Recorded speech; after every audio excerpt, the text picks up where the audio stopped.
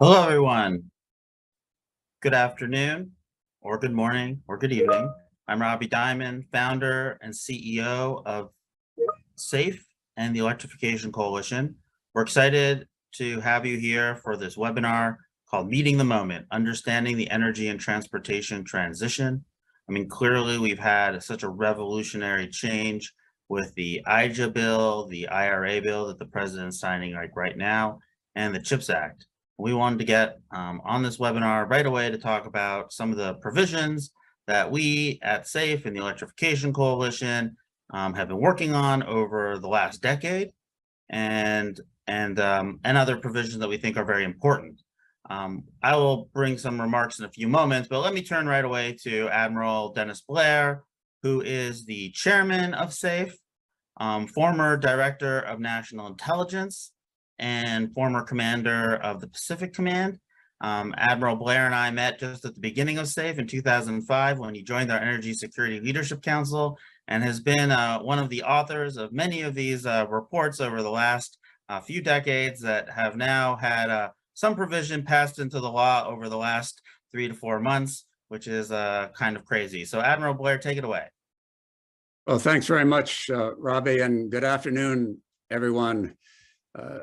As those of you who follow politics closely know, legislation in this bitterly polarized political landscape has not been pretty in recent months. But somehow, in the midst of all of that sausage making, there have been 3 very important pieces of economic and national security legislation that have been passed within the last 9 months. The Infrastructure Investment and Jobs Act, aka the Bipartisan Infrastructure Framework, was signed on November 15th of last year. The CHIPS Act, having to do with semiconductor self-reliance for the United States. This legislation began life as the Endless Frontier Act in the Senate and the America Competes Act in the House. If you're not confused, you haven't been following the name changes. And then finally, as Robbie mentioned, the Inflation Reduction Act, or IRA, being signed right now, we understand. And this bill began its life as the Build Back Better bill. But taken together in their final form, as they were passed and signed, these 3 bills contain many, many of the steps that SAFE and the Electrification Coalition have been advocating for years to increase this country's economic and its national security. And the purposes of this webinar is for SAFE and EC leaders to explain the important provisions of these bills that we have been pushing for years and how they will help improve the national security of this country. SAFE and ESLC, the Energy Security Leadership Council, were founded in 2005 by Robbie, by Fred Smith of FedEx, and former Marine Commandant PX Kelly, with the purposes of ending America's dependence on petroleum, a commodity sold on a worldwide market that was subject to manipulation by countries that certainly did not share America's interests, primarily OPEC countries and Russia. We admirals and generals and our business leaders, who are our fellow members of this coalition, believe firmly that you just can't separate economic security and national security. More recently, SAFE expanded its mission. SAFE and the Electrification Coalition became strong and effective organizations in supporting the adoption of electric vehicles, which we came to believe was the most practical and near-term way to shrink the role of oil in our transportation sector, and therefore the dead hand of these swing-producing countries over American policy. And more recently, SAFE has identified other economic sectors where American supply chains are vulnerable to economic pressure from other countries, especially China. These include the battery components for electric vehicles and many renewable energy technologies, the many rare minerals and those used in semiconductors. And in other related actions, SAFE and the Commission on the Future of Mobility have analyzed and proposed overall improvements of important economic systems, such as international freight transportation and the nation's electrical grid. All of these issues are tied together, and they have to be improved together if we are to preserve to improve the economic security of this country and therefore the national security. And that's been our common theme, to reduce and eliminate American and allied vulnerability to pressure from countries that wish us ill, that don't share our values. Now, world events have made our case and helped convince others to share and to adopt the insights that SAFE developed years before. The threat posed by allowing ourselves to become overdependent, in fact, in some cases, totally dependent on unreliable and often unfriendly sources based overseas. We've learned this bitter lesson many times, the 1970s and 80s with the oil shortage and the spikes in gasoline prices. Then the shortage of medical equipment at the onset of the COVID-19 pandemic. That was followed by a global semiconductor crunch that nearly stranded the US automobile industry. And then again, oil, which has affected us all since the Russian invasion of Ukraine earlier this year. Now, SAFE leadership and the Energy Security Leadership Coalition have doggedly pursued education of the American public on these issues, long before they were understood by even the informed public. I can remember many meetings on Capitol Hill or in the executive branch in which we were making our case to audiences that were generally polite, but shall we say only mildly interested in what we were telling them about what was coming down the pike. But then when these geopolitical events supported our analysis, lawmakers and executives turned to our people and our recommendations. We had shaped the intellectual climate around these issues so that there were ideas there that could be when the need became immediate and important. And in recent months, as these bills were being drafted, some of the people you will hear from later in this webinar, SAFE staff and supporters, have worked closely with offices in both the Congress and the executive branch on specific provisions of these bills. And the reason that SAFE is in this trusted position is because its analysis has always been based on facts. Its recommendations are based on achievable solutions, often testing, but achievable. And its approach is relentlessly bipartisan, which you can interpret as either working closely with both parties or antagonizing them on equal measures. But we are looked at as a trusted agent who calls it the way we see it. So as both the SAFE chairman and a member of the ESLC, I'm very proud of what we and our partner organizations have accomplished. And I believe that you will find this afternoon's discussion to be informative and helpful as you form your own ideas. So Robbie, back over to you. Well, thank you so much, Admiral Blair. Thank you for all the time that you've put into this and the time of all the other Energy Security Leadership Council members, both on the military and the business side. As I always say, and you sort of said in your remarks, it's about putting the best policy advice and ideas in the hands of some of the most powerful and well-meaning advocates in this country that have nothing to gain from the advocacy. You just care about this country because you've defended it for decades and decades and want to see it going forward in this and leave it in the same condition that that you've had it. So we thank you for all your help. You did say that it's much easier to get things done when things are going wrong. I used to say that I have to see a psychiatrist because most of the time I find success when the world is going to hell. So it's been like that as you laid out some of these instances. Forget the 70s and 80s, but just in the last couple of years, and so we do see action. But I think sometimes you have to be prepared. It might take decades, but you have to have your surfboard in the water when the wave comes, and you can get something done. Like now, like many organizations these days, I feel like the dog that caught the car. And so we too are trying to adjust and see what's needed to fix, but also implement. I'll talk in a moment. And then I will quickly turn to our experts who have worked on this. So most people on this call have either already received or they'll receive tomorrow or later a PowerPoint slide, of course, slightly self-congratulatory. Excuse us for that, called Ahead of the Curve, Getting Results, which we lay out policy proposals and IIJA, IRA, and CHIPS and many of them compared to reports and recommendations we released over the last decade. These reports range from our national strategies for energy security from the ESLC that had happened every 2 to 5 years as we've updated them. That started in 2006.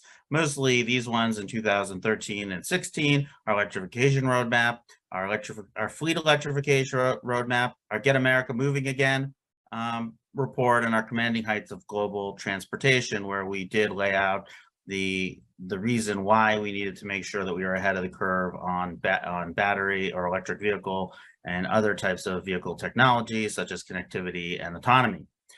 Two things I think are notable about the bill. The bill really is a minerals to markets approach in these areas where we've worked the most. And really, it's the first serious demand and supply side policies. It's not piecemeal. That, of course, makes it very difficult to achieve, but it's really important to understand that really there's sort of an equal measure, especially in the electric vehicle and other energy provisions, to transition from a fossil fuel-based world to a materials world, which we'll talk about in a few moments.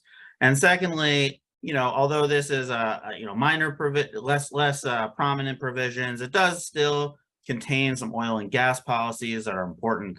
I would just say that from the SAFE side, excluding the Electrification Coalition side, we have always supported the need to use the energy of today, but also to include some of the highest environmental standards. We can talk about that through this webinar. I'll cover those areas because we do need this energy of today while we accelerate the transition as fast as possible.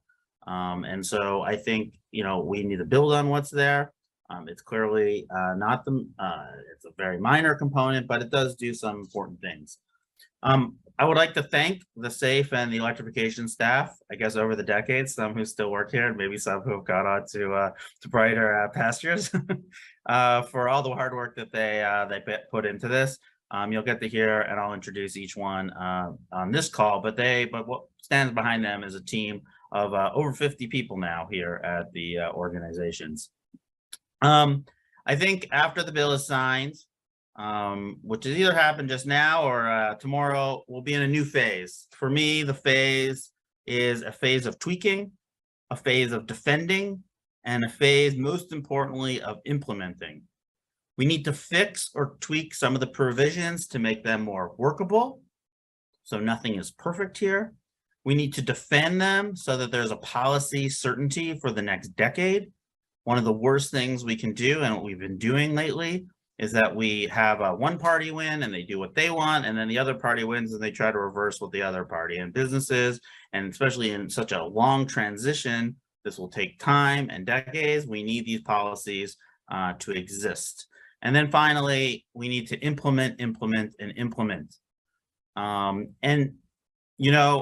when it comes to the supply chain, manufacturing capacity, and all these pieces in this bill, it will be difficult. This country has not done this for a long time. We've deindustrialized in many cases. Things will not be perfect.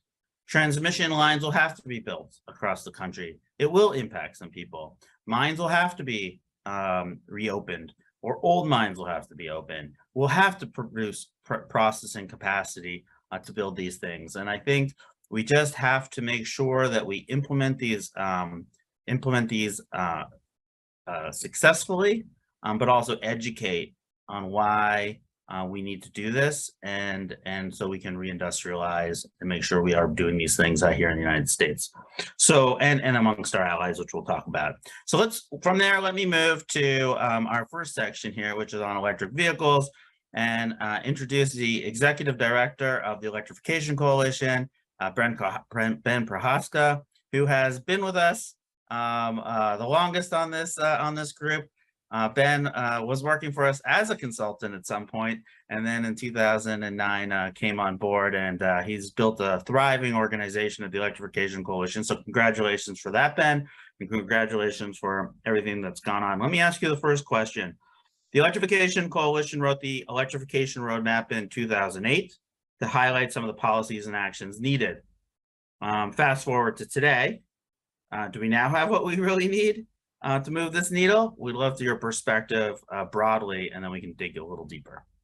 Great. Well, thank you to Admiral Blair for the early introduction on the issues and why this is so important for the for this bill today. And in fact, it did get signed while we started this conversation. So we've now seen the signature happen, and that means that it's moving towards this next stage of implementation. I should also mention that you gave me a little head start. I didn't start until 2013. I guess it just feels like I've been here that long. But you know, I think when I reflect on this a little bit, I think about the idea of the Electrification Roadmap, which is available on our website, and you know, really establish the idea of what are the policies and actions needed to electrify our transportation sector. Again, with that framing that oil has a monopoly on transportation and puts us at great economic and national security risk, but also is a big impact to pollution, has big climate impacts. Like there's a whole set of reasons why the current way that we move vehicles and that oil dominates is such a challenge in the US. And so the bill signing today in conjunction with the Bipartisan Infrastructure Law that was passed and signed earlier, I think really are cornerstone opportunities to shift the future of transportation in the US. The amazing thing is that the Transportation Electrification Roadmap that was written helped establish a lot of these early stage policies, whether it was the Deployment Act, which would have really focused on the idea of using cities and communities across the country to accelerate transportation electrification. We then moved on to fleet electrification, which we'll talk more about. But you know, really, we needed market side policies. We needed regulatory forcing functions. We needed market certainty for the auto industry to be able to invest and really recognize that for the U.S. to maintain leadership as we're seeing the globe electrify. You know, this is a international effort. Countries across the globe are going full in to electrify transportation, and I think this bill really is going to put the U.S. on par with those countries and help maintain that leadership that we so sorely need to maintain. However, we still have a lot of work to do. So just because the federal government today will now have this policy and act in addition to the Bipartisan Infrastructure Law, there is a whole set of actions that have been taking place for many years at the local, state, or local and state level. And those include regulatory functions with the ZEV mandate. They include things like the Advanced Clean Truck Rule. They include utility investments that are sorely needed to help build the infrastructure across the country. And the way I would think about this is we've now gotten to the point where all the ingredients are there, and we can make the perfect soup for transportation electrification, but it's going to take a lot of on the ground work because the implementation is where the real sort of muscle and labor on the ground in communities across the country are going to happen. I will just mention one other thing, which is, you know, it's amazing to see the transformation that's taken place. When I started in 2013, you know, we sold 36,000 EVs that year, roughly. You know, you fast forward to today, and we're selling roughly 600,000 on an annual basis, but that number needs to go much faster.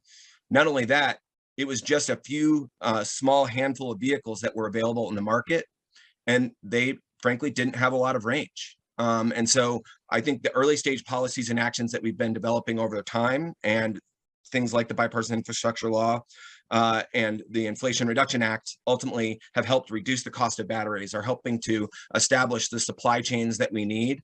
And now we need to really engage in the market and push us to that next level of not just early adopters, but really that this is mass adoption. And I think now this sets the frame where it's no longer a question of if transportation electrification is going to happen, but how quickly.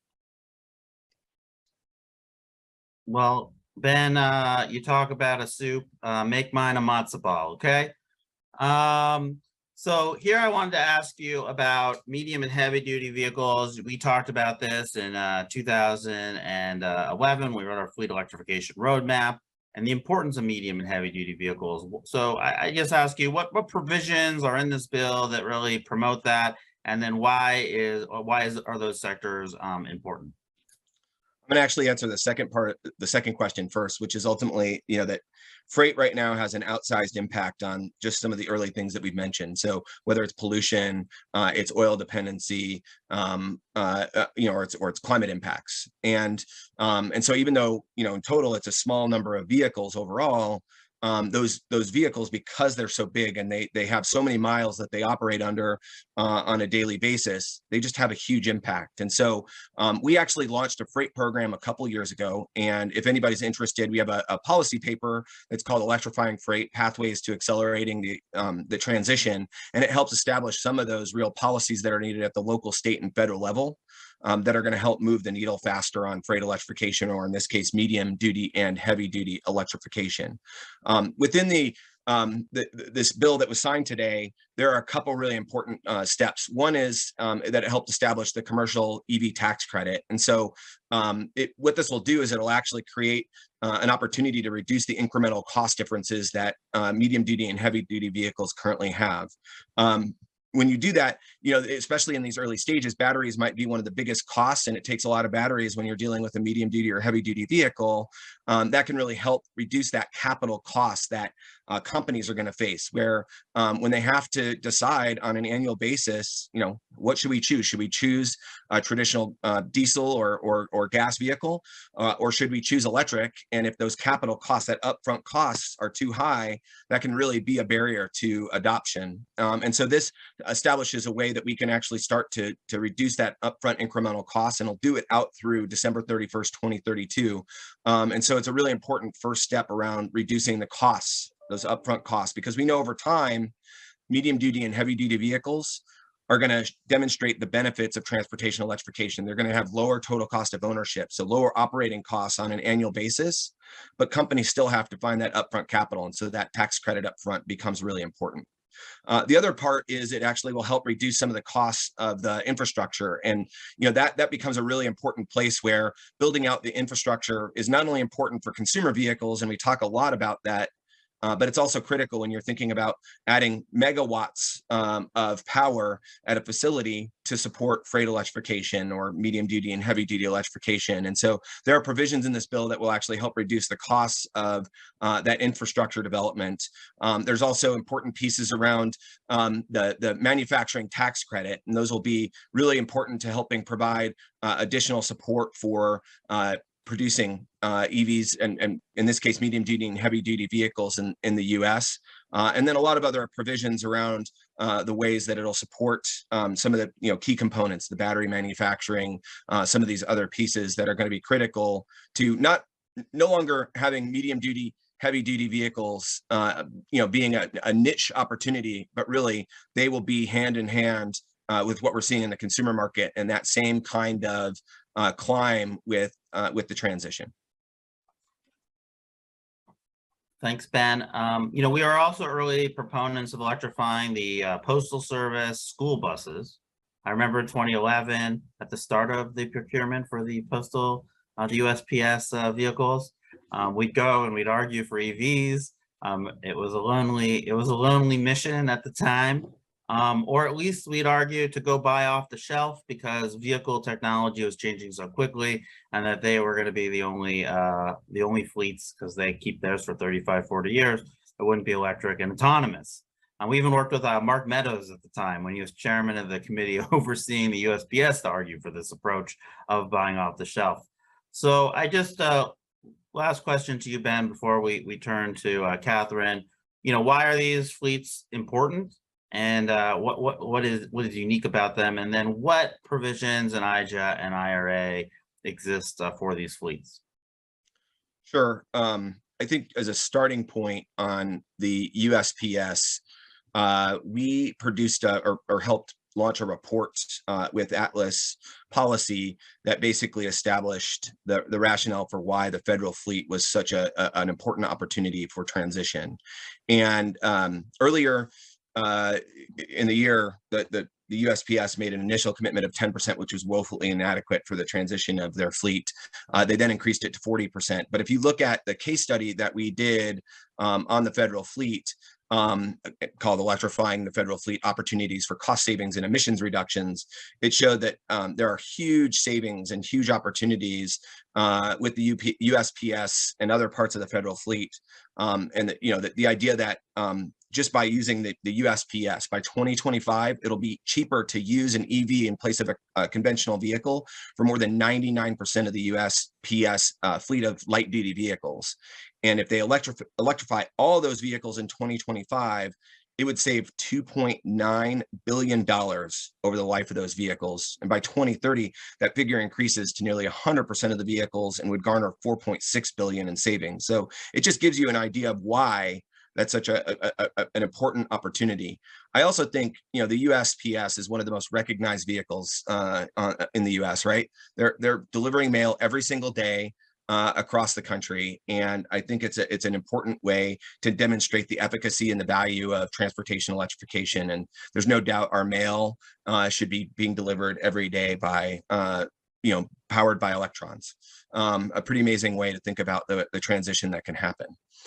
In terms of what happened in the Infrastructure Reduction Act, or excuse me, Inflation Reduction Act, that would have been a bad thing if it were the Infrastructure Reduction Act. But in the Inflation Reduction Act, it established funding to support this transition for the USPS. And so it established $3 billion that could be used for replacing the vehicles and also the infrastructure that's going to be needed to replace roughly 300,000 vehicles that the USPS operates. Obviously, they won't do that tomorrow, but it's going to start the process for supporting that transportation electrification transition that takes place with USPS. On buses, we have an incredible opportunity with school buses and with transit buses. And the Electrification Coalition has been working in multiple partnerships, whether it was part of the Smart City Challenge, where we worked hand in hand with the US DOT to establish a 78-city effort, and ultimately worked with the city of Columbus to establish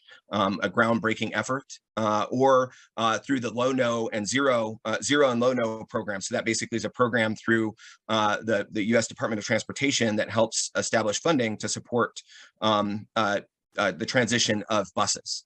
And every single year, as we've worked on that program, and we've had incredible support from people like Bloomberg Philanthropies to support that work and work in cities, but every single year it is oversubscribed, meaning more cities and more communities and more transit agencies would like to electrify their bus systems, but ultimately the funding just wasn't available to do it. And so the provisions in this are starting to establish the right levels of funding to support that transit bus electrification. And then also with school buses, I have a 5-year-old and an 11-year-old, and they both are going to ride the bus. And unfortunately, those are diesel buses that are traveling through their neighborhoods, and they cost a lot to maintain.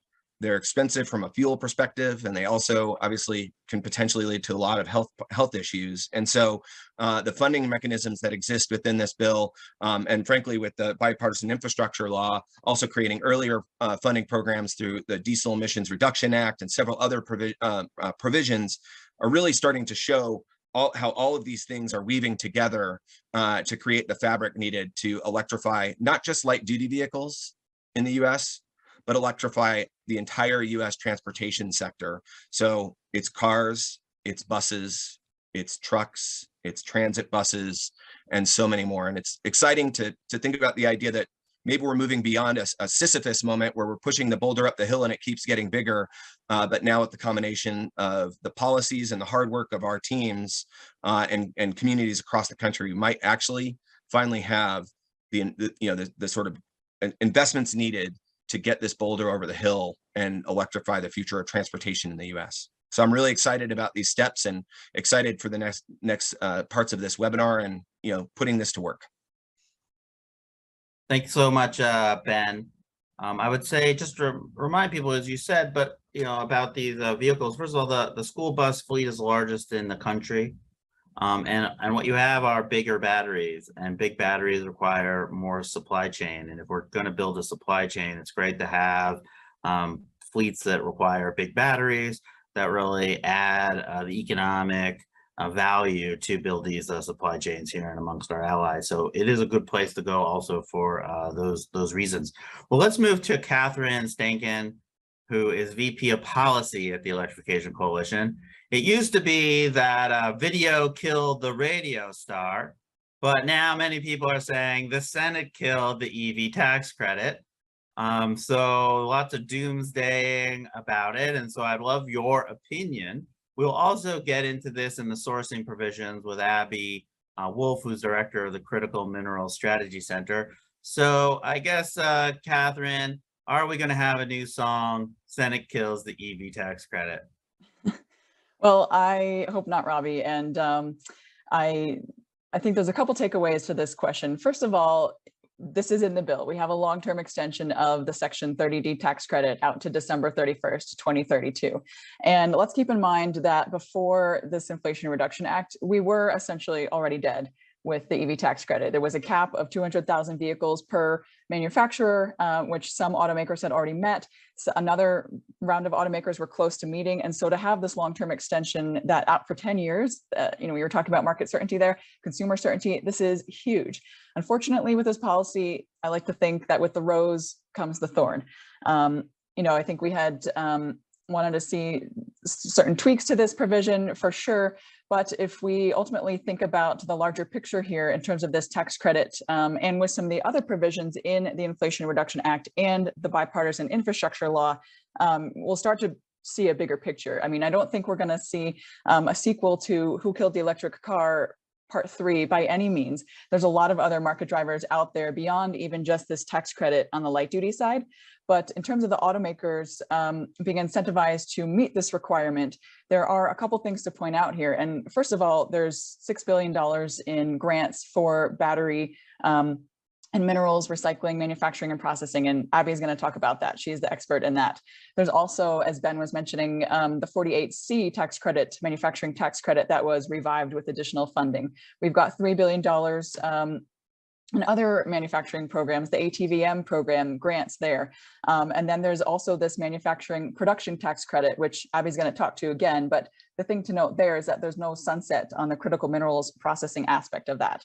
So, having this 10-year extension of the tax credit, that's really huge. And I don't think we're talking enough about that necessarily, especially within the context of the other provisions within both these bills. So we did get a question about how the tax credit, will work. Maybe just, I saw an email from you laying out for the staff how you thought it could work. So why don't we just jump ahead to an audience question right away and maybe just provide slightly more detail of how they've reformed it in some of these areas. And then we'll get to the last question for you, which will come back to me for all the other policies and for EVs that's worth mentioning. But want to just quickly just get into some of the specificity of the tax credit. Sure, and I think you can think about this. First of all, there were so many changes. We had to do a red line of the current provision and what all the different changes are. So it is confusing. So there are a couple different phases to look at. One would be, as of right now, the president signed it, and so the final assembly piece takes effect from now until the end of the year. The cap is not lifted though until the end of the year, and so there'll be certain vehicles that satisfy the requirement right now that can take the tax credit, others that cannot. Come the end of the year, that's when December 31st, 2022, that's when the rest of the modifications, for the most part, will go into effect. There is still the maximum amount of 7,500. There's the taking effect limits on the MSRP, on the income cap requirements, and there are also certain portions of minerals and battery components that starting next year will start to be ramped up over time. There's also something about the foreign entities of concern that for battery components, you'll have 1 year to comply with that. And for minerals, you have 2 years to comply with that. Starting then in January 1, 2024 is when you can claim the tax credit as sort of as a point of sale incentive. So there's a lot of different phases to the tax credit. And I think we're doing some analysis to see which of the cars can comply right now, which will comply during each of those phases. And ultimately, I think that, 2025 might be a little bit of a challenge year because that's when that foreign entities of concern piece comes fully into effect. But I know that Abby will speak to that there. And then we have, the long-term extension for 10 years out to December 31st, 2032. As I said, we're going to be, or we already have issued a sort of just a one-page fact page just on the credit itself, but also things are moving. And of course, the IRS now has until the end of the year to determine how this is going to be implemented. So I guess the forum of activity moves to the IRS to figure out how they are going to do what is, kind of a complex look at these supply chains. So last question for you is just other provisions that are important to EVs. So even if the EV tax credit in some ways isn't what it used to be, there's lots of other stuff that will help EVs. I don't know if you want to talk about a few of those provisions. And so, I think, overall weighing, the benefits, there are these other benefits. And so we shouldn't just look at what some people see as the negative. Right. Yeah. And I could talk about this for the rest of the webinar because there is a lot in here for electric vehicles. But there's the creation of the used EV tax credit with also that transferability option. And that's a really big deal too, because we had heard initially that that was out, but having that in is really a big deal for folks of lower income that might not have that tax equity requirement there. And that applies to the 30D vehicles, but also the used EVs as well. Ben mentioned the creation of the commercial tax credit, that's 45W. We also have, Ben mentioned the Postal Service, and there's a whole host of manufacturing incentives for whether you're doing battery manufacturing the vehicles themselves. I'll also mention there's the long-term extension of the Section 30C credit, which can be used for EV charging infrastructure. And there's a lot of, well, the one piece that we really like there is the inclusion of the bidirectional technologies that now qualifies for that credit. So that's a big win there. Okay, Catherine, we'll come back to you on the grid, so get ready. Now let's turn to Abby. I'm sure many viewers want to hear about these sourcing provisions because they're so new to how EVs have been seen. So when you, I just ask you, why do you believe, Abby, by the way, is our director of the Critical Mineral Strategy Center here at SAFE. We call her a rock star. And why are sourcing provisions so important? And why is the balance between sort of these strict provisions, workable provisions so important? And how do you see this? First off, Robbie, and thank you so much to Ben and Catherine and Admiral Blair and you for giving such amazing context to this whole conversation.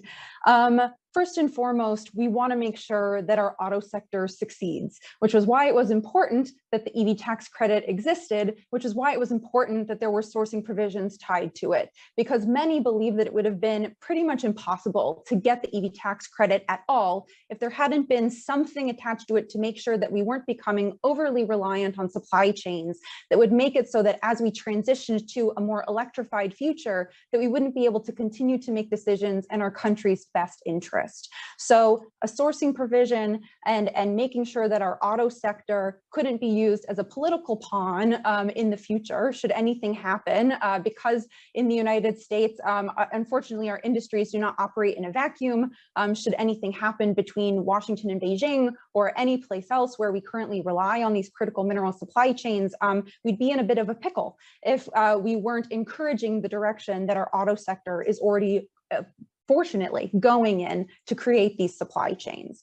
So there is a delicate balance though that needs to be struck here, because as I said, we want to make sure that our auto sector can thrive. It is a pillar of our economy. It has been mobilized to be our arsenal of democracy in World War II, our arsenal for health during the COVID-19 pandemic. It's a highly skilled workforce, and we need to make sure that as the rest of the world transitions to electric vehicles, that our automakers can continue to compete in that global market. In order to do that, we also need to make sure that there are incentives and proper incentives to be buying electric vehicles here. And so, needing that and also being able to walk and chew gum where you are creating the supply chain that doesn't get you, beholden to entities that do not share interests and values is what you're trying to sort of accomplish here with the sourcing provision. So what we needed to do was to make sure that our automakers that are already on this right track, there are many joint ventures being created. There are offtake agreements being signed by automakers for, offtakes for lithium and nickel and things that, a year or two ago, most automakers never would have been thinking about. But we just need to make sure that as they're doing that they continue to walk that walk and continue to build up those robust supply chains. As we've seen within the Infrastructure Act and also in the IRA, there have been a lot of carrots that we've been giving to the auto sector in order to help them build up these supply chains. Catherine briefly mentioned the $6 billion in additional credits for battery manufacturing, material processing, and recycling. That's really huge. We have the ATVM loan guarantee program that's being beefed up and now applies to critical minerals processing. They just gave a huge loan out to Syrah Resources, which is going to be processing graphite in Alabama, which is really great. But we also need to make sure that there's some sort of stick to go along with those carrots. And I would say that the sourcing provision isn't even necessarily a stick. Instead, it's more of a, if you really want this juicy carrot of these, tax credits, let's make sure that we're creating responsible supply chains and diverse supply chains, which is really the best way to make sure that they are secure and ultimately reliable and predictable, which is something that automakers and others have really said is the most important thing for them. But unless you can diversify supply chains, you're really not going to meet predictability, because even with the pandemic, we saw, who would have predicted a pandemic? And then, all of our supply chains just get totally thrown out of whack.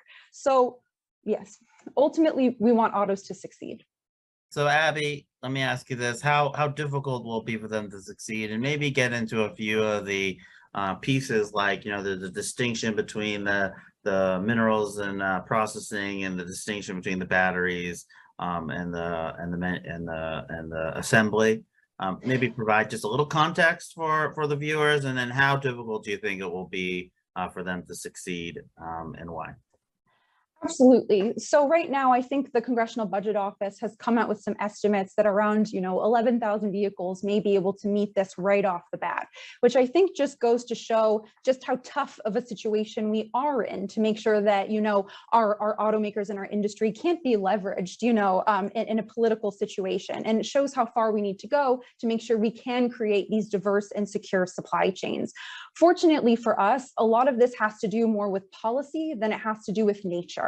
Where supply chains are currently concentrated right now, the key choke point really is critical minerals processing. And we see that the Chinese Communist Party has controlled, anywhere from 50 to 100% of critical minerals processing in this key part of the supply chain. But they don't really have all of the geologic deposits of the reserves. They've been very strategic in going out and working in places like, the Democratic Republic of Congo, like South America, to get those resources and then processing them within their borders so that they can feed into their own industries at home.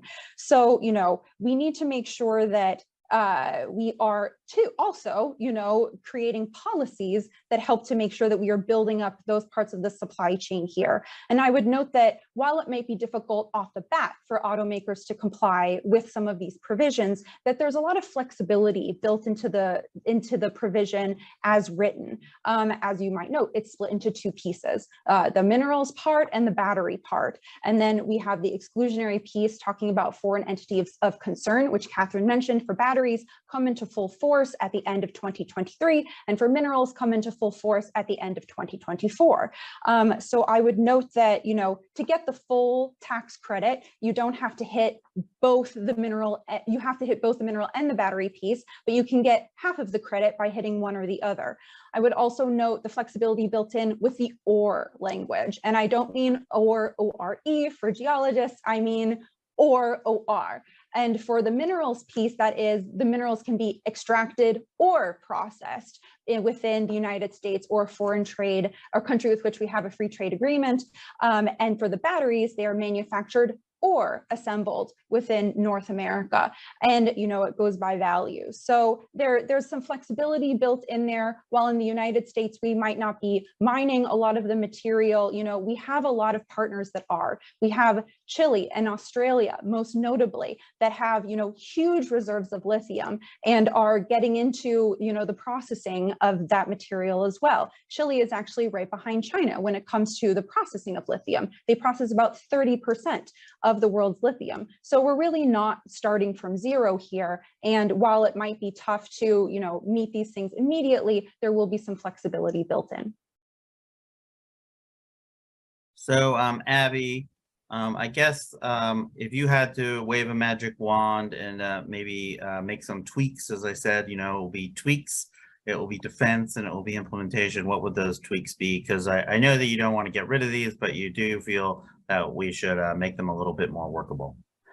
immediately what we wanted to see happen, Robbie, was that we expanded the list of countries to go beyond just free trade agreement countries to also include our NATO and major non-NATO allies.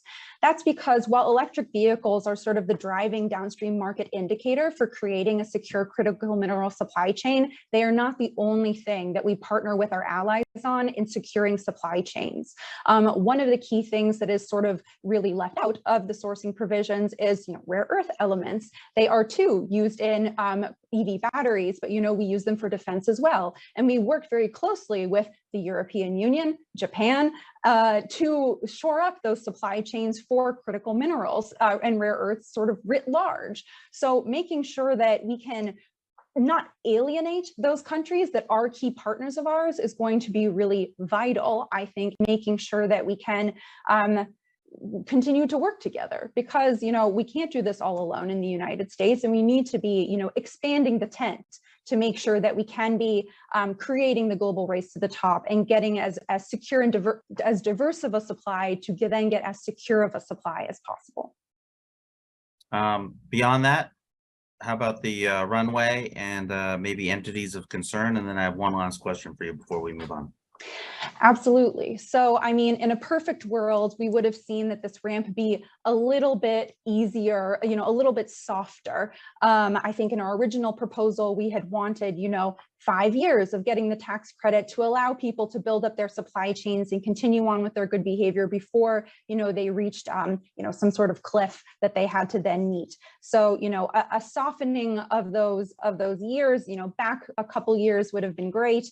And then as far as the foreign entity of concerns goes, we are the most concerned, I think, about making sure that the United States and our key industries are not beholden to, foreign entities that do not share our interests or concerns. But cutting out something 100% from the supply chain is really sort of impractical in the real world. So making sure, some way getting it to 80% instead of 100% or pushing that date back for implementation for foreign entities would have been something that we would have been pushing for.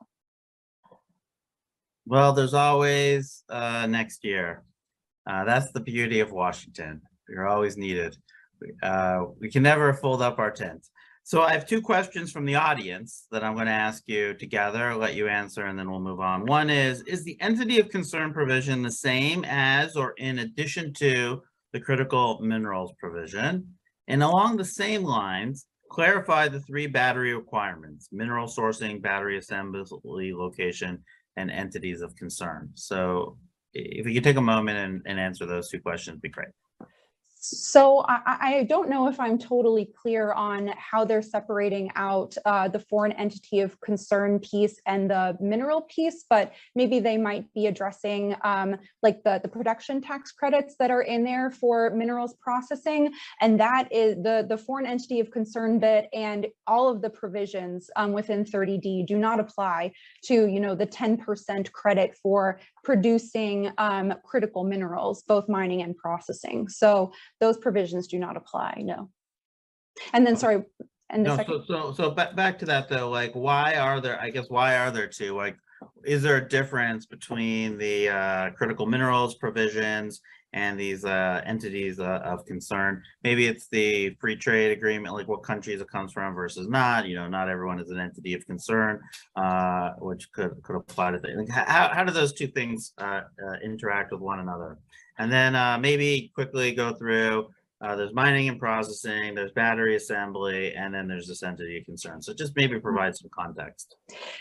Yes. So for the minerals piece in the provision, at first you have to make sure that 40%, right off the bat, 40% of the value of your mined or processed mineral material must come from the United States or a free trade association, a free trade agreement country.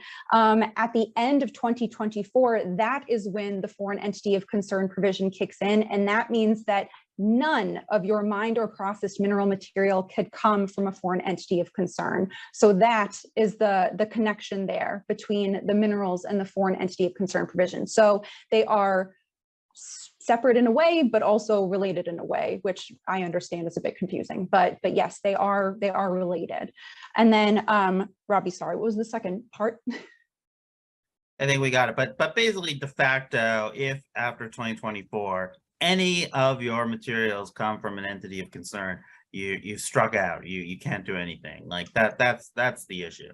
Right, right. But you would still qualify for the production tax credits that are in there. And that is, $35 per kilowatt hour for each cell that you create, $10 per kilowatt hour for each module, 45 if you do the whole thing with the pack, and then 10% for creating electrode active material, which cathodes, anodes, but also solvents and other sorts of foils that go into the battery, and then crucially 10% as well for critical mineral production and processing, which is mining and also processing capacity, and that does not have the foreign entity of concern provisions attached to it. Okay, I think one of the problems, of course, here is it's just very complicated, and simplicity is actually how to get consumers and companies to do things. So, but it is what it is. Let's go to Catherine again and the grid. Okay, because if we can't power these cars, if our grids are not reliable, they're not resilient, they're not cost effective, then we have problems. So maybe just talk what the bill does for grid security, reliability, and resiliency. Sure. So I'm going to loop in with this one some of the provisions under the Bipartisan Infrastructure Law, or IIJA, as well. But ultimately, we have $14 billion going from IIJA. I don't know what are we calling it? Bipartisan Infrastructure Law and the Inflation Reduction Act, $14 billion for grid security, reliability, and resiliency. Now that's also, we have on top of that, we have the Section 30C credit, which is going to include now bidirectional capabilities with EV charging stations. And that piece enables then EVs to act as kind of mobile power units to provide power back to the grid in times of disaster response, backup power units in that way. So keep that in mind, the 30C credit. Now with this 14 billion, first, the Bipartisan Infrastructure Law has $3 billion in grants to the DOE for technologies that enhance grid flexibility. So these are also called the Smart Grid Investment Grants, and that includes bidirectional charging stations to be eligible. Secondly, and this one is also very important actually, there's $1 billion in funding for grid resilience RD&D at the Department of Energy. And what this is going to do, this RD&D, is to bring together agencies and other stakeholders to look at the frameworks, tools, and metrics that we need to be in place right now to assess the safety and security of our energy infrastructure, essentially the electric grid. And so what this is going to do is provide those frameworks and the tools to assess the condition of the grid before a crisis occurs. So, we're future-proofing with the enhanced grid flexibility, but also thinking real time now, what has to happen so that we're prepared should anything, should a crisis happen, or as we're saying with more extreme weather events, should the grid be impacted in a negative way. Now, under the Inflation Reduction Act, the big thing here is the $9.7 billion that's going to for the long-term resiliency, reliability, and affordability of rural electric systems, and for some zero-emission systems to be incorporated into the grid there. So those are the big ones to point out. But this is the first, $14 billion plus that 30C tax credit. That's not insubstantial, and so we're starting to prepare for this full adoption of EVs. Catherine, maybe talk about transmission for a moment. Yeah, so transmission is the other big piece of this, right? So we'll have the distribution grid, we have the transmission grid, and with the Inflation Reduction Act, there's $2.9 billion for transmission, and this is in 3 separate pots here. But first of all, the $2 billion pots going to the Department of Energy for supporting new and upgraded transmission lines that are part of national corridors. Now, there's a lot of other requirements about what a national corridor means that we don't have time to get into here, but happy to follow up with anyone who's interested in what that national corridor means. There's also $760 million to help with the siting of interstate transmission lines and to help expedite that siting up. And then finally, there's $100 million going towards doing some analysis on transmission development for offshore wind. But essentially, this is also really critical to have right now because it takes about it can take as long as 10 years to have transmission lines planned, sited, and developed. So as we're growing in EV adoption, we need this 2-part track of the grid security, reliability, resiliency efforts, but also the transmission piece too. So big wins there for transmission. So let's talk about chargers for a moment. And there was a question about chargers and bidirectionality. There was a massive amount of money given in the IIJA bill. There's now, this changes the tax credit for chargers. Why don't you talk about charging for a moment and what it does? Well, I think probably just with the 30C credit, that's probably the biggest thing to note now is that the language really clarifies that bidirectionality is eligible for taking this tax credit. And certainly, I guess, again, with the rose of a long-term policy, here comes the thorn. There's some pieces of the 30C credit that are a little unwieldy. Some of that is, requiring the property to be placed on census tracts. That's a little confusing to understand. And I know there's so many that are still wrapping their head around that piece of it. There's also some other requirements about the amount of the credit there. If you use prevailing wage, you get the full credit. If not, what that looks like there. But we did also see then an increase of the cap with the 30C credit from 30K to 100K. So that's big, and a couple other things. But I think that having the bidirectionality included in the 30C credit, that's really big. The DOT is also working on guidance right now with the NEVI plans. That's the $5 billion that's going towards the build out of EV chargers along highways. And there's talk about if bidirectionality can be included within those charging stations there. So I think we'll see some further guidance around that. For people who don't know, bidirectionality allows you to both charge your vehicle, but also allow the vehicle to charge the grid, which can both help from a perspective of maybe lowering the cost of vehicles because people will make money selling electricity, but more importantly, use these batteries as kind of grid storage, battery storage, but they're mobile, where you can help with the reliability, either powering your home or powering the grid itself, or going to hospitals, emergency centers, different things. But your car really becomes a battery storage vehicle, and this is now much more explicit than it's been in the past. Yeah, exactly. And the other thing, what is a census tract? Do you know? I hate to throw a question you might. I'm not sure you even have your head around yet. Yeah, I can pull up my notes on that. There's a specific definition to that, and we have been looking at that about what that means and who can comply there. But I mean, a quick analysis did find that, first of all, there's definitions for a certain low income element of that, and then also what's urban, non-urban there. And so you have to meet, there's like 80% requirement, or if you don't meet that 80%, then you have to, a lot of different stipulations there. But essentially, at a first glance, it seems really bad, like shoot, who qualifies for the census tract? But a quick, another analysis shows that there are urban areas within even New York and Los Angeles, big major cities that would qualify for that census tract piece. And so it's going to be up to the IRS guidance to help further define that and make it clear for EV service providers and consumers to understand that. Okay, great. Quickly, I would just note, and some people have already talked about some of the manufacturing provisions to allow us to manufacture here beyond just the sourcing from the ATVM loan, the Advanced Technology Vehicle Manufacturing. They get $3 billion more. They lift the cap from $25 billion. That's very big. There's a domestic manufacturing conversion grant, $2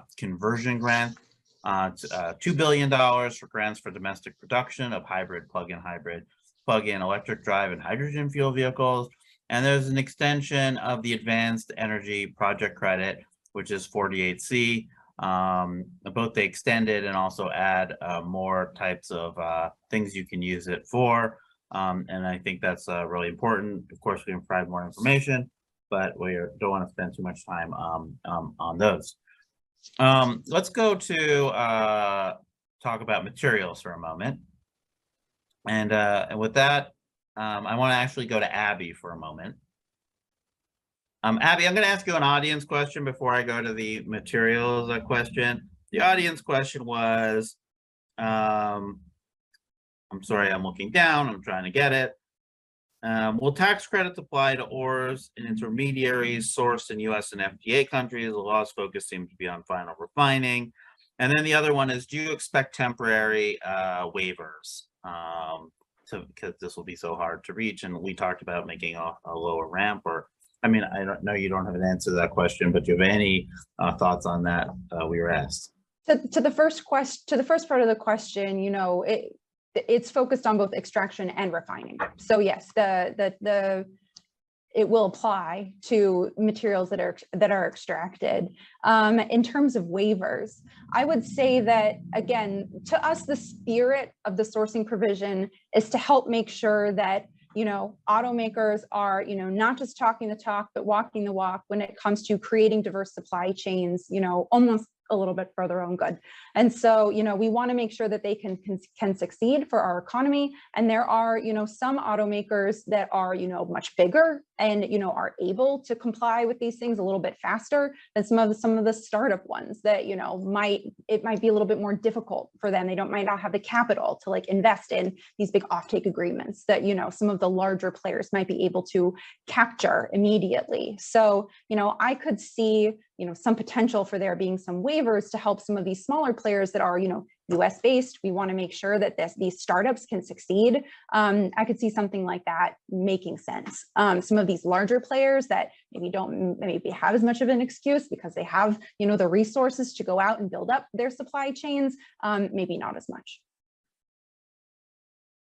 I see that there is a question about the medium and heavy duty. Do they have sourcing provisions? I'm going to answer that and say no. It's actually different. This is just for the light duty vehicles. So I'll answer that question. But Abby, before we turn to Joe Quinn, who is our director of our materials center, I just wanted to ask you, you know, as an earth scientist, how do you see the transition and why materials and all these, you know, mining is so important? And then we'll go talk about some of these materials.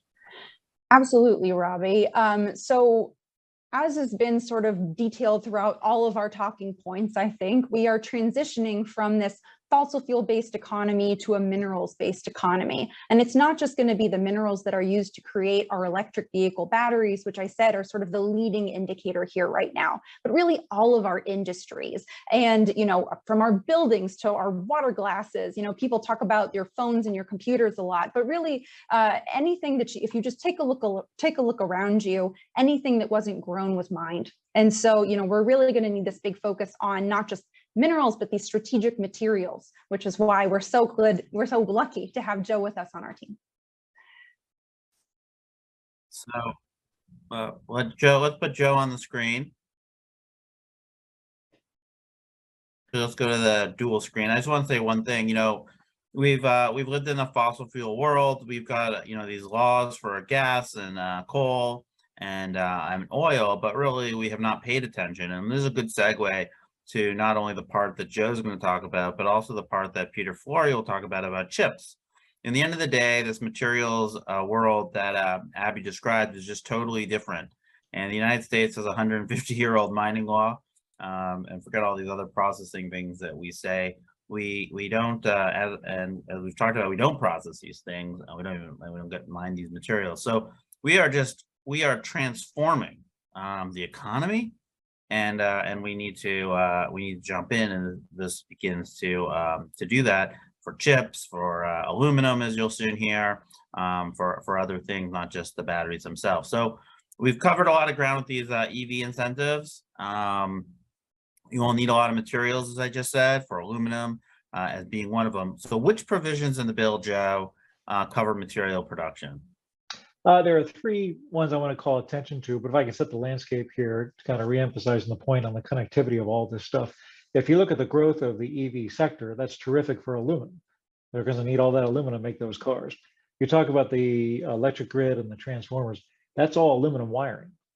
So the benefits of these provisions here, you're expanding the demand side for aluminum, which is terrific. But the real challenge is the supply side. How are we able to make enough aluminum to meet all this extraordinary demand?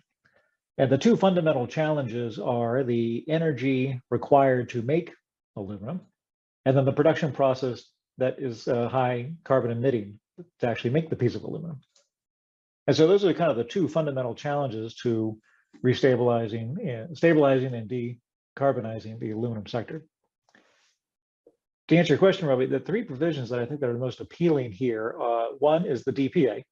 There's been a lot of money thrown into this, and the DPA would allow the government to buy down the price of energy to help ensure the production of aluminum. Again, to make aluminum, you got all this high energy requirements, and it's expensive, and it's a volatile market, and it's difficult to plan for.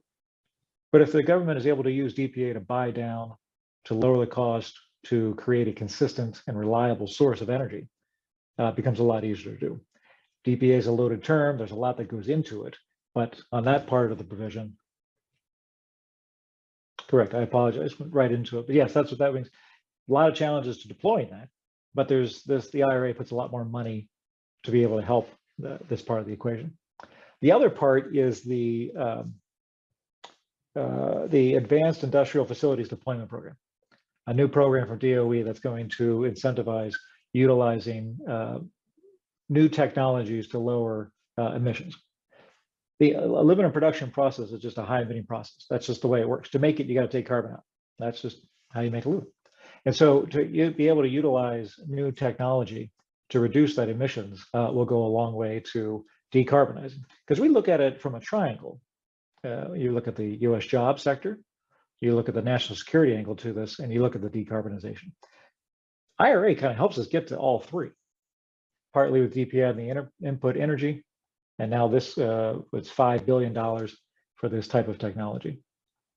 The third part, I think was mentioned earlier, the 48C tax credit, really incentivizing being able to utilize tax credits to create more energy efficient products. You look at solar panels, what a great example. That frame is all made with aluminum. So another part of this bill that can really help on the demand side to create more aluminum. Yeah, I think for people who are listening, what's I didn't appreciate this just recently, and Joe talked about it briefly. These processes are incredibly energy intensive. Aluminum is actually called solid electricity. The amount of electricity, 3% of all electricity in the world is used to produce aluminum. And then not only that, once you recycle it, as we could talk about recycling, really you only need 5% of the same amount of electricity to do that. But all these processing minerals, incredibly energy intensive. So and how this all links together is if we do not have reliable, inexpensive, and clean, if that is what the market is demanding, energy in this country, which will require tons of building of generation and transmission, we will never be able to reindustrialize because these are low margin businesses, which generally that's why they moved out of the United States in many cases, and also could not get the energy that they wanted. So maybe Joe, take a moment, you're focused on aluminum. Just quickly talk about the two examples recently of, we only have 6 smelters left in the United States, of America. Now, the good news is Canada, is a big producer of aluminum. Iceland's a big, if you find lots of hydropower, you'll find a lot of aluminum, especially when they're near water. But, we used to do a lot of this here. Now, who are the other big producers? China and Russia. That's because they can do it with dirty energy. So if we want to do this and we want to do it more cleanly, we have to do it here. So maybe just talk about these 2 smelters very quickly to get some perspective on what is going on. And it's not just aluminum, I think people should keep in mind, but this will happen in every one of these types of sourcing needs that we have in this country. Sure, 2 examples, one in Washington State, one in Kentucky. The Washington State one was shut down because of high energy prices a few years ago. There has been extraordinary effort to get that smelter back online. You have the environmental support, you've got support from the labor unions for the jobs angle, you have private equity willing to invest in the primary sector. That hasn't happened in a long time. You've got the political support, and you've got at the federal and the state level. Everybody wants to get this smelter back on and running, jobs, clean production, and supporting a critical material. But the energy required is at the beholden of the local power company. The utility has a choice. They can send the electricity to massive consumers, one being the aluminum smelter, or it can go off to other uses, primarily server farms, for example, in that part of the country. And so there's this terrific Washington Post story 2 months ago about nearly everyone wants us to get back online.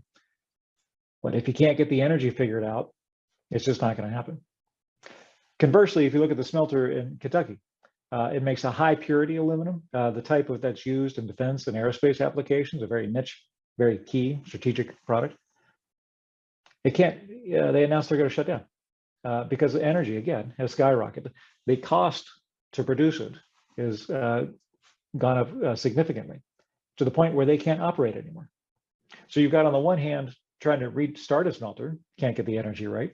And then you had a formerly high producing, high functioning smelter, but because of the Russian invasion of Ukraine and the energy fallout from that, the price has gone so high up, they can't produce anymore. And so, yeah, Robbie, you're right. We've got 6. We're now down to 5. And this does not look promising on the current route. These provisions in IRA can help change some of this, but the energy input issue is far beyond this one bill. Now, we know you really love aluminum, but so what are some of your concerns? I mean, there'll be other competitors out there to get this money, maybe provide some perspective on that. Certainly, yeah, if you look at the provisions, so you got DPA, again, Advanced Industrial Facilities Deployment Program 48C, that is applied to aluminum, steel, cement, and other industries. We believe that aluminum is the importance of national security, given its use in defense. We've talked about the jobs perspective of it. All the EV growth, those vehicles are made with aluminum. And that grid that's needed, all that wiring is made with aluminum. So the list goes on and on and on of why aluminum plays a critical role in here. One of the challenges we face is that other industries are looking for this funding as well. And so if we can get the Department of Energy to prioritize aluminum, that may go a long way in getting this right. But the competition for the funding here is going to be pretty fierce. Another part I would change if someone gave me the magic wand, the current definition of aluminum in the bill is only for 99.9% purity. That's the high purity stuff. That's not all of primary. So I'm curious to see if we can get in there and change that definition to make it more appealing to the primary sector. The high purity stuff is only made at 1 or 2 facilities. Again, there aren't that many, but how can we redefine that definition to make it more applicable to others? And then lastly, I think if we really want to solve this, we got to take a holistic look at the energy grid at large. This is a terrific first step, but these are kind of piecemeal solutions to it. And so I think the industry will be able to utilize this and keep going. But as you mentioned earlier, there's always next year, there's going to be another bill. We got to take another stab at the much, much bigger energy part of this. Okay, thank you so much, Joe. I'm going to take a moment and talk about another set of initiatives that's slightly separate from this, but this has to do about the movement of people, the movement of goods in particular. We have a project here called the Coalition for Reimagined Mobility, REMO for short, that advocates for policies that prioritize people and the planet and the movement of people and goods. And they just put out a report called Solving the Global Supply Chain Crisis with Data Sharing. And really what they are looking at is how to use technology that exists today to open up the supply chain so that we see where things are moving, around the world. And they showed that you could have a 22% reduction in emissions, and of course, similarly in oil use by creating these transparent supply chains. Many of us think of like UPS or FedEx or others where, you know where your package is at all times. That's only 0.2% of the weight of freight going around the world. So this was a really big deal. And this bill does provide funding to develop freight data exchange standards. It's not been done. The technology exists, and it's something that we have started talking about, and few others have. So we're excited about that. There's 2 other programs to be mentioned, maybe from the REMO perspective. One is the grants to reduce air pollution at ports. There's $3 billion toward grants or rebates for the purchase and installation of EVs and other equipment, at ports. Why ports matter is what I said before about data.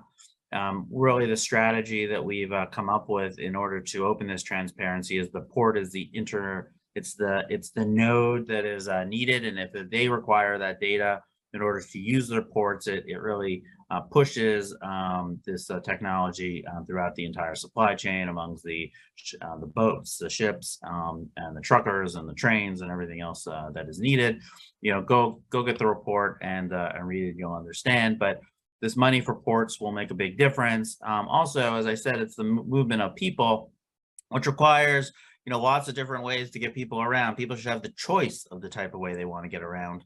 And there's a neighborhood access and equity grant program, I don't name these things, that provides $1.8 billion for the FHWA grants, which are more flexible grants to improve, walkability, safety, affordability of different choices, including sharing and other types of choices, and looking at some of the negative impacts of mobility. But what's really important, I think, is that we now have all this technology at our disposal, from connected, autonomous, shared electric, micromobility, and really we need to start thinking about how do we provide more choice into the hands of people in our cities and in rural areas to get around.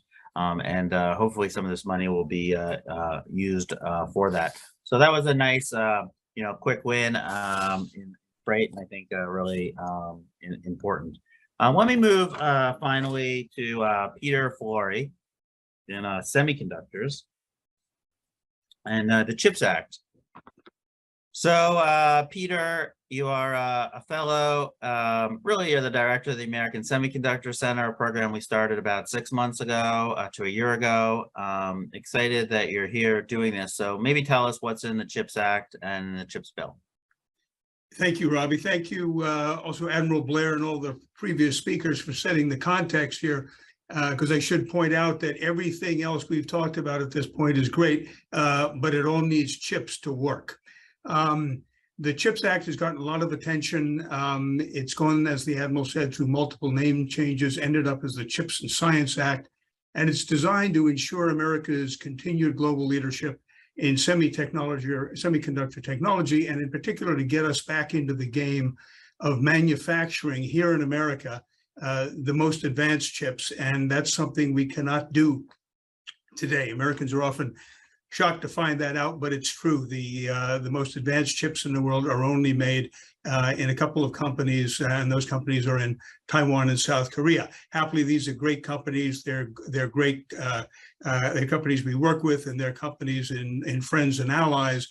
Fact is, we can't do it here. We invented the industry, and we can't do the cutting edge here anymore.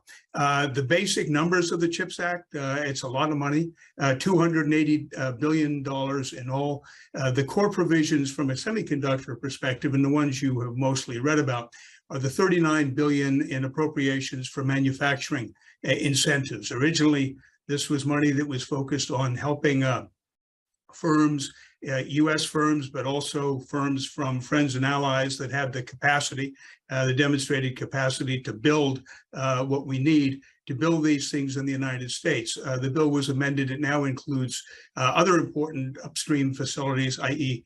Semiconductor materials, and also the very complex manufacturing equipment to make chips in the first place.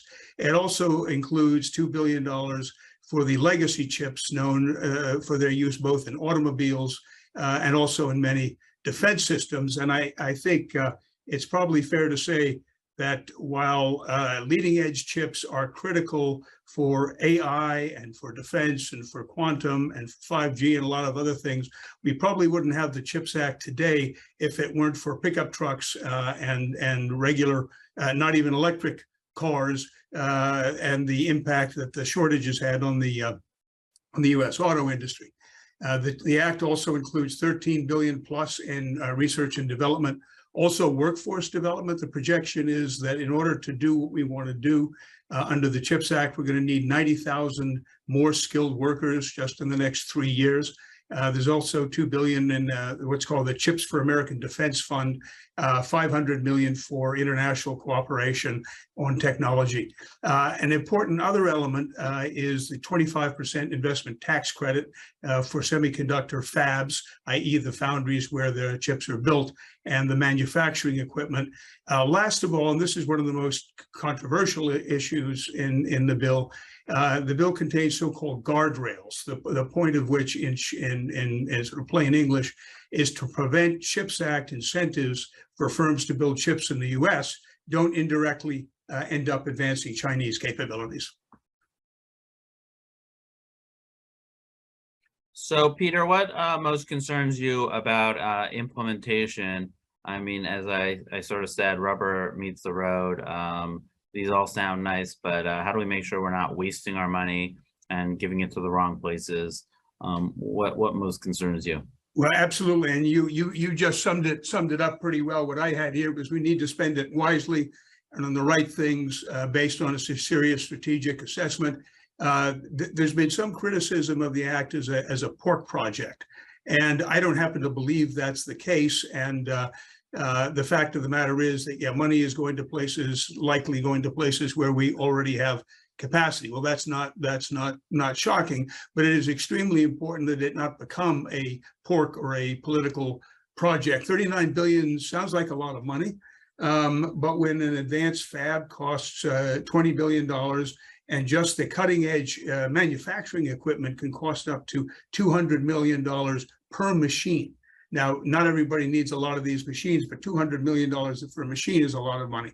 So the criteria in the bill are narrowed down sharply, are to address the gaps and vulnerabilities in the domestic supply chain across a diverse range of technology and process nodes, and provide a secure supply of semiconductors. So that's the sharpest language in the bill. It's still pretty broad, so we need to prioritize in a strategic way. In my view, the first priority is what the U.S. semiconductor industry doesn't have or can't do or can't count on, and that's the manufacturing capacity, the workforce, the innovation at the leading edge of chip manufacturing. Again, the Congress has added in material and semiconductor manufacturing equipment. These are actually areas like semiconductor design where the U.S. where the U.S. remains a world leader. But it's important not to rest on our laurels. It's important to keep moving, and it's important to keep being the world leader, because we're not the only one who's trying to push the envelope on this. Also on manufacturing, most of the talk is about the leading edge, but it's not all about the leading edge, and the bill makes provisions for that. Basically, 70% of the chips that we'll use in the US in the next decade will be in the 12 to 45 nanometer range. Leading edge is generally defined as around 5 nanometers. So it's important to move the sort of the sweet spot of what are sometimes called legacy or mature chips from the Model T era, which is where a lot of them are now, and I'm speaking figuratively, past the 57 Chevy, at least to an early 21st century vehicle of your choice. Now, at the same time, the auto industry, and we've talked a lot about electric vehicles and autonomous vehicles today, one of the biggest pulls on the entire technology is coming from the auto industry. As we move to EVs, an EV will require going from a couple of hundred chips in a current combustion engine car to a couple of thousand chips in an EV, and autonomy is going to stress that even more. Obviously, you want your cars to be the smartest cars they can be. I think another thing that's very important in the implementation is to pay attention to the concerns behind the guardrail provisions, which are, first of all, specifically investment inadvertently going to help China advance its capabilities, and any competitor, but particularly China. And secondly, the perennial concern about tech transfer. As we know, a lot of China's military capability, a lot of its manufacturing, and specifically a lot of its microelectronic, its chip capability, has been gleaned from working with other industry, with U.S. and European and other Japanese industry, forced technology transfers, all kinds of leakage and porousness. This is important for a couple of reasons. First of all, it's the right thing to do. It's something that everybody needs to be worried about, and both Republicans and Democrats are worried about, but Republicans have been particularly critical and concerned in the run-up to the bill with making sure that those provisions are as tight as can be and are enforced. So whether the leadership in Congress changes or not, it's very important to keep this CHIPS process, this CHIPS project, a bipartisan project. This was not a no-brainer for Republicans who, I think the Admiral mentioned earlier, tend to see things in some cases as picking winners and losers, industrial policy and everything else. There was a core consensus that helped get this bill enacted among Republicans, and it's very important not to lose that. Let me ask you in 90 seconds or less, someone asked us why we no longer manufacture chips in the United States. In 90 seconds, what is your theory and why? Well, we no longer manufacture them here, because for a variety of reasons. But the primary one is costs and other incentives, labor costs and other incentives. Labor costs were higher here than in other countries. Other countries offered more incentives than we did. There's also the evolution from the traditional vertical integration. One company designed and built its own chips, to a model pioneered by TSMC, the so-called fabless design company, and the foundry company that basically does nothing but build chips. Because it does that, it can do it really, really well. It gets tremendous economies of scale. It's less vulnerable to market ups and downs. If I could throw in one quick last point, Robbie, not exactly to the question you asked.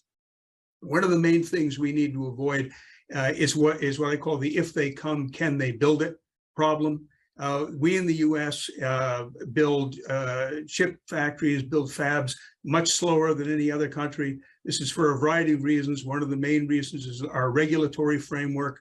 When President Biden signed the CHIPS Act, he announced he was forming an interagency working group to reduce obstacles and expedite approval of chip plants under the CHIPS Act. There's also legislation before the president that would add chips to a list of projects that are eligible for expedited procedures. I don't mean this is that they get to skip all the rules and don't have to meet the requirements. I just mean that the process and the permitting is expedited. This is a big issue. It's big across all the issues that have been discussed today. I know it's one of the big bits of outstanding business that Senator Manchin and the White House have to work out. But we'll look and feel foolish if, after all this good work to get the CHIPS Act over the finish line, we then take years and years to turn out our first chip. I'm going to take 2 minutes to look at the domestic oil and gas production provisions, and then well, maybe have a couple minutes for some of the last questions that were asked. Look, this bill does not have much in it. SAFE has supported, using smartly using with higher environmental standards, our resources. I think there's a few things to point out in this bill. First of all, oil and gas royalty rates are going to go up. We have always supported that. We have felt that this is a resource that the American people own, and if the American people own it, they should get more of the value of it. This is not about reducing what's produced, but making sure that more money goes to taxpayers, because, as I said, it is our resource. So as long as it's not destructive, and it's not, it goes from 12.5% to either 16.67 to 18.75% for 10 years, no lower than 16.67. Two is there have to be lease sales on the outer continental shelf. Some of these are different blocks. Some will have to happen within no later than 30 days. Some have to happen no later than September 30th. Once again, we need the highest environmental standards to do this, but there is this resource. Being dependent on others doesn't help us. The other thing I'd say is we have a free press. There was just an oil spill off the coast of California, and why do we know about that? Why did they have to solve that? They did because we had a press that basically showed us about it. And what's going on in Russia, what's going on in China, what's going on in Nigeria, Saudi Arabia, and other countries that are producing this, you just don't know about it. So at least here we do. So this is not to say we shouldn't transition faster, but that we need to be wise about what we do. There are also provisions that have to do with leasing on the outer continental shelf. Many of them have to do with wind and solar as well. There are provisions that condition the issuance of rights of way on wind and solar that are then tied to the conduct of these oil and gas lease sales, which is something that's totally new, never been done before. And then I think one other thing to point out is the royalties on extracted methane. Once again, okay, if we're going to get our natural gas, we want to make sure that it's done as cleanly as possible. And this is the first time that there'll be royalties paid for gas produced, which will also include venting, flaring, and negligent releases, which is essentially a way of forcing companies to internalize the externality of the cost of leakage and other flaring. And so it will just mean that they'll have to flare less. Once again, in Russia, has massive amounts of flaring. We just ignore it, or we can't do anything about it. So it's great. Okay, we'll use our resources, but then put provisions to allow us to do it safely and cleanly. With that, I can say that let's just take one question, and then we'll be done. Will income caps, I think this will be for Catherine, will income caps to the buyer still apply if the tax credit is transferred to a dealer realized at the point of sale? A very specific question, but point of sale is very important. Yes, I don't see why they wouldn't. That's a big stipulation in this. So yes, you have to meet the MSRP cap, the income cap, the minerals requirement, final assembly, batteries, all those things. And then if you wanted to, you could transfer it, is my reading of the bill. Okay, great. And do you want to say something quickly about the MSRP and the income tax cap? Because we really didn't say anything about it, and it's really a fundamental change. They've done it in other places, and now they're going to do it federally. Yeah, I mean, I think with the income caps, we'd certainly wanted to see something different there as well. Actually, first of all, let me backtrack and say none of this is ideal. The more restrictions you put on it, the harder it makes for the consumer to understand the credit, to see if they're eligible, whatnot. It's confusing for the dealer. So better to have none of this. But, as Abby was saying, in terms of some of the minerals pieces, some of these things were take it or leave it provisions. And I think at the end of the day, if this is what we have to work with, at least on the MSRP caps, those were, they took what had come over from the House side in terms of raising that MSRP. So that's good news there. And with the income caps, yeah, we'd like to have seen something a little bit higher to be more inclusive for more buyers. Okay, it has been a whirlwind 90 minutes. We've taken you on an adventure from the mine to the processing facilities, from minerals to semiconductors, to utilities, grids, everything you can name. It doesn't feel like it's a cumbersome industrial policy at all. I say that with a smile. No, look, we need to make sure this works. What makes America great is our innovation. And, government for a long time has been involved in our markets. And yes, there's a lot of concern it's getting overly involved. But at the same time, you need to deal with market failures. You need to deal with these transitions. And then look what's happened to us losing all these industrial jobs over time and these supply chains. And look how bad it's been for us, like just with oil over this time. So with that, I would say, once again, these are important. We need to make sure we tweak them to make them workable. We need to make sure that we defend them so that there's some running room and that they're not changing all the time in certainty for multi-billion-dollar investments to be made. And we need to make sure that they're implemented properly. That is what we will do here. That is what we'll do with our partners. And I thank the people on this call, but also everyone who is inside the organization that has worked to make this possible. And from here, we've got I think the harder work is now. Many times you pass one of these things, you get some big target, and then everyone says, look, it's going to happen. But the truth is it doesn't happen unless we actually roll up our sleeves to make it happen. And we at SAFE and our Energy Security Leadership Council and the Electrification Coalition are committed from a minerals to market strategy, making sure that if something is in an F-150 Lightning, in an F-35, that we aren't dependent on others, and that we're working both here in North America and with our allies. So thank you all. If you have more questions, you can reach out to us. We're happy to answer them. We, like everyone else, are doing our best to digest this, but happy to answer any follow-up questions. So thanks again for joining us today. Look forward to working with you in the future.